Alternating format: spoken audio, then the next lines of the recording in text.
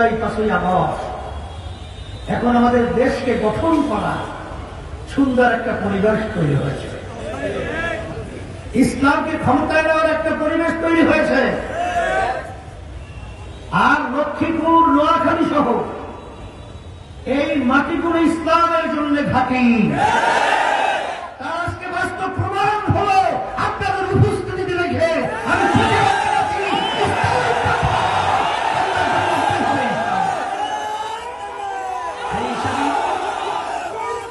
কথা সংক্ষেপ করছি,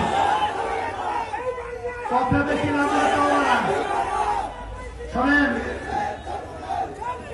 এখন কিন্তু আমরা আল্লাহর রহমতে আপনাদের দোয়ায় আজকে বিদেশিদের দালালি এবং বিদেশি বিশেষ করে বুঝছেন তো আমাদের পাশের রাষ্ট্র সহ তাদের প্রিসক্রিপশনে যেন আমাদেরকে আর না চলতে হয়, আমরা যেন গোলামের জিঞ্জিরার পা হাতে না লাগাই।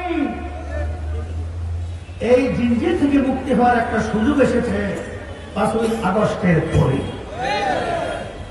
আজকে চাঁদাবাজ, টেন্ডারবাজ, এমনকি একটা পানের আমার দোকান ঢাকায় পর্যন্ত তারা পান বিক্রি করতে গেলেও সেখানে চাঁদা দিতে হয়। আমার কিন্তু ভালোভাবে জানা আছে, আমি সারা দেশে সফর করি।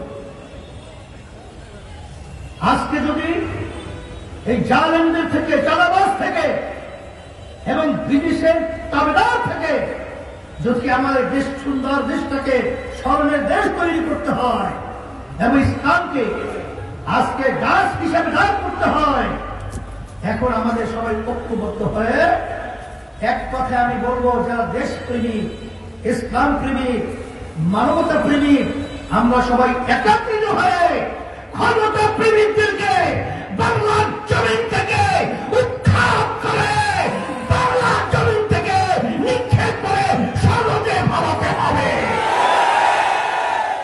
সেই জন্যই আমরা বারবার আওয়ামী লীগ, বিএনপি, জাতীয় পার্টি শাসন দেখেছি।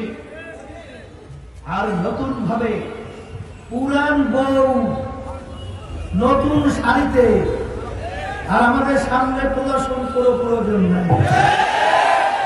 কারণ যখন এই কাপড়ের মুখ উঠাবে দেখবে পুরান বউ তবে নতুন শাড়ি।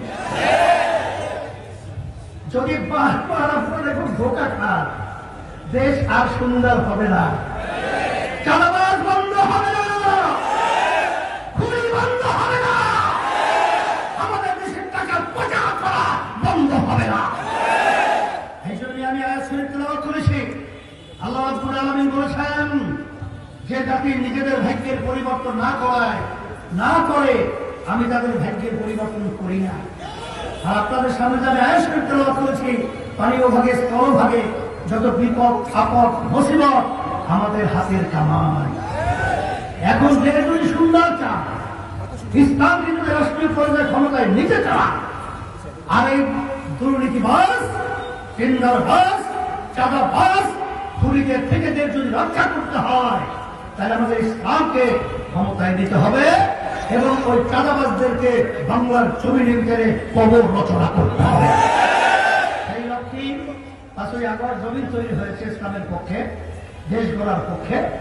এই জন্য আপনাদের এই লক্ষ্মীপুরে 3 আসর আমাদের ক্যাপ্টেন ইব্রাহিম সাহেব ছিলেন, তার হাতে আমি হাত করা কোটি উঠিয়ে দিয়ে আপনাদের সামনে আমানত হিসেবে রেখে গেলাম। আল্লাহ রাব্বুল আলামিন ইসলামের জন্য, দেশের মানবতা কল্যাণের জন্য আল্লাহ ভিতরে জানা করে।